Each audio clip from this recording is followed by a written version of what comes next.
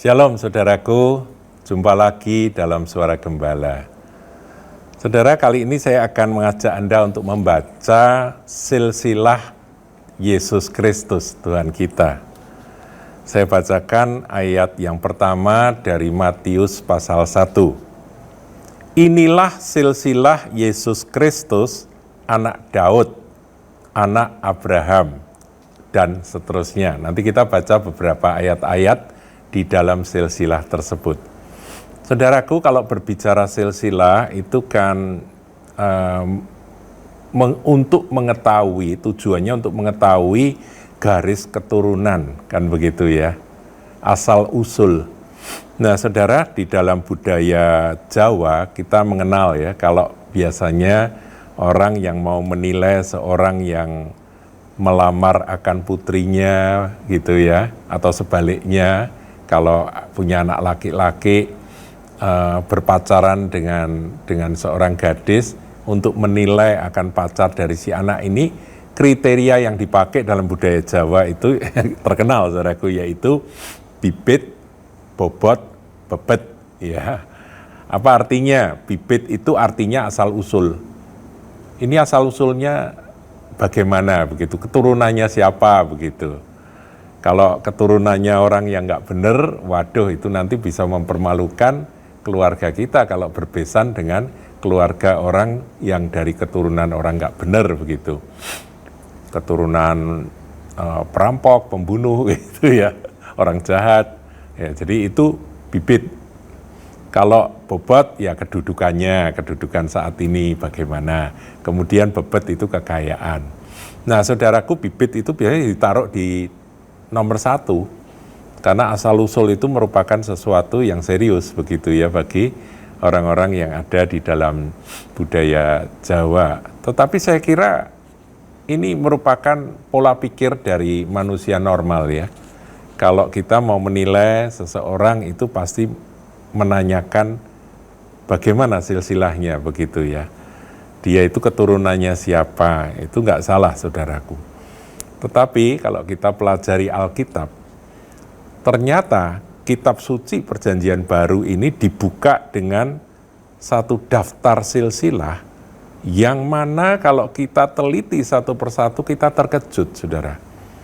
Bahwa Tuhan kita, Juru Selamat dunia, Sang Mesias yang diurapi Yesus Kristus Tuhan itu berasal dari pribadi-pribadi yang mengejutkan, saudara, kalau kita baca di dalam Alkitab ini. Siapa? Ada banyak, saudara. Coba kita lihat ya. Kita lihat ini dulu. Ini yang pria-pria dulu ya, saudara. Saya akan tunjukkan 3 saja. Yaitu yang pertama, Salomo. Matius 1 ayat yang kelima dan 6. Salmon memperanakkan Boas dari Rahab, Boas memperanakkan Obed dari Rut, Obed memperanakkan Isai, Isai memperanakkan Raja Daud, Daud memperanakkan Salomo dari istri Uriah. Nah, saudaraku, Salomo ini siapa? Salomo ini adalah seorang raja yang penuh dengan hikmat. Wah, itu positifnya. Tapi kisah negatifnya dicatat dengan sangat detail. Di dalam 1 Raja-Raja 11 ayat 13 dikatakan bahwa Salomo itu punya 700 istri dan 300 gundik. Ini kan payah sekali, saudaraku. Seorang raja yang berkuasa, yang hebat, ngumpulin istri aja nggak puas dengan 7, tapi 700, saudaraku. Masih tambah gundik 300, saudaraku ya. Dan akibatnya, karena itu istri-istri dan gundik-gundiknya itu berasal dari bangsa-bangsa penyembah berhala, akhirnya hati Salomo itu terpikat. Ya, karena dia mencintai wanita-wanita itu, akhirnya dia jadi penyembah berhala. Bayangkan, saudaraku, ini adalah garis keturunan dari Tuhan Yesus. Salah satunya, yaitu Salomo, yang jatuh dalam penyembahan berhala setelah dia dikatakan punya istri 700 dan 300 gundik. Ya, itu yang pria aja saya tunjukkan 3, saudaraku. Yang kedua, yaitu Matius 1 ayat yang ke-9. Raja Ahaz, saudaraku ya. Uzia memperanakkan Yotam, Yotam memperanakkan Ahaz. Ahaz memperanakkan Hizkia. Ya, jadi Ahaz itu bapaknya Raja Hizkia. Kalau Hizkia sih lumayan bagus ya, tapi Ahaz ini ngeri sekali, saudaraku. Ini raja yang jahatnya luar biasa. Dia, coba kita lihat aja, 2 Raja-Raja 16 ayat 3 ya, saudaraku ya.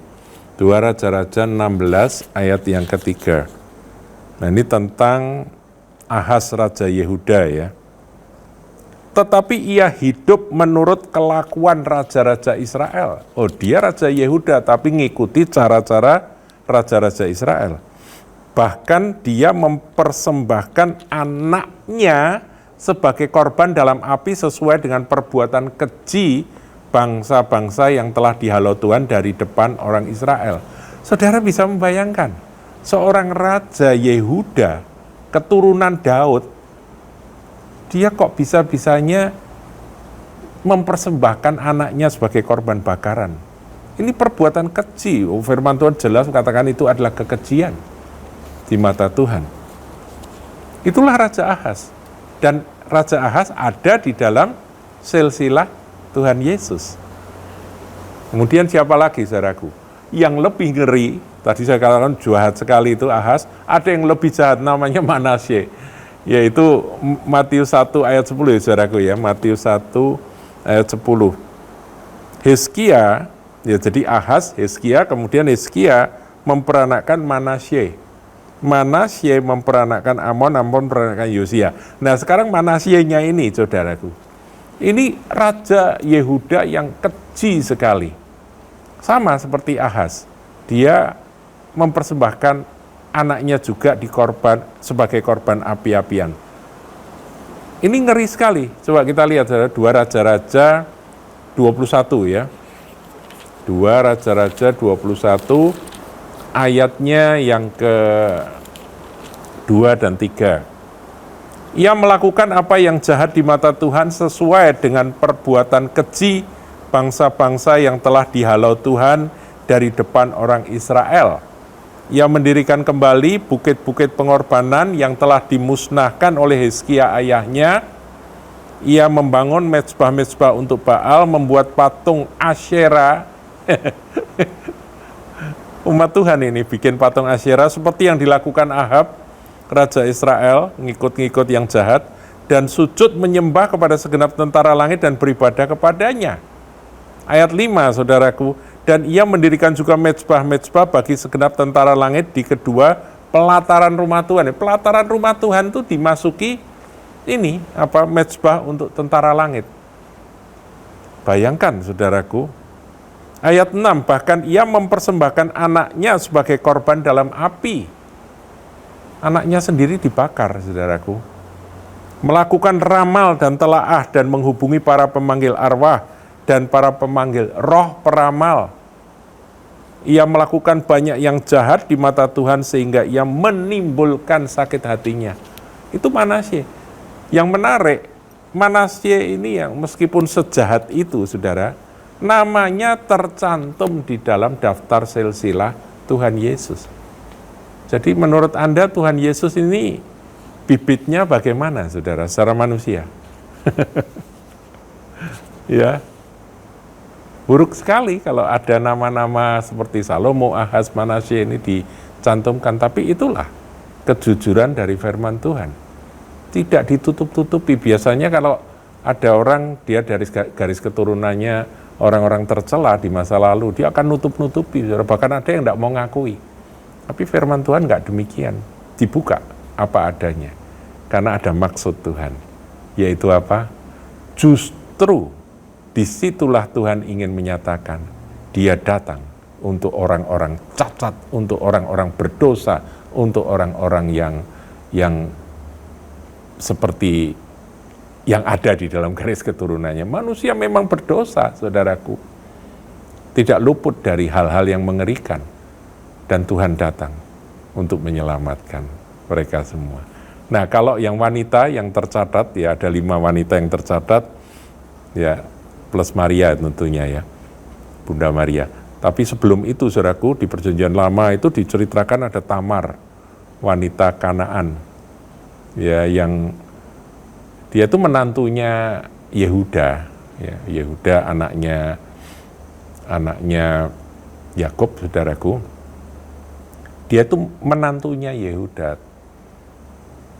Tapi kemudian karena Yehuda tidak mau melaksanakan akan hukum perkawinan Levirat, yaitu kalau kakaknya meninggal belum punya anak, adiknya harus diserahkan untuk melanjutkan garis keturunan, menikahi akan kakak iparnya itu perkawinan Levirat itu ada aturannya. Nah, Yehuda takut karena anaknya yang menikah dengan Tamar ini meninggal, kemudian yang kedua meninggal lagi, akhirnya yang ketiga nggak boleh begitu ya, takut kalau mati lagi gitu. Nah, karena diperlakukan tidak adil seperti itu, Tamar akhirnya pakai cara, dia pura-pura jadi perempuan sundal, perempuan pelacur. Dan Yehuda, rupa-rupanya Yehuda ini juga laki-laki yang nggak bersih, saudara. Dia ya main pelacur. Ternyata itu menantunya sendiri dan hamil. Nah, disitulah kemudian cerita itu dicatat lengkap, sudah bisa baca sendiri.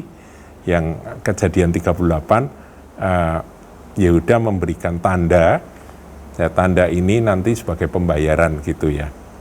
Ya, ternyata benar, ketika menantunya itu hamil dan mau dihukum mati itu, saudaraku, karena tidak tahu bapaknya siapa, ditunjukkan ini laki-laki yang menghamili aku, punyanya Yehuda, begitu ya, tandanya itu. Nah, akhirnya ceritanya seperti itu. Jadi ini apa ya, antara mertua dan menantu itu menghasilkan keturunan, dan keturunannya ada di dalam garis keturunan Tuhan Yesus, yaitu Peres, saudaraku ya, dari Tamar yang dihamili oleh mertuanya sendiri, lahirlah Peres. Jadi sebetulnya kisahnya nggak bagus, saudaraku, riwayatnya memalukan, tapi dicatat di dalam kitab suci untuk apa? Untuk menunjukkan bahwa orang sebejat apapun, serusak apapun, mereka kalau mau bertobat diberi kesempatan. Karena Yesus pun secara manusia dilahirkan dari cerita-cerita manusia-manusia cacat moral ini. Rahab pelacur, saudaraku.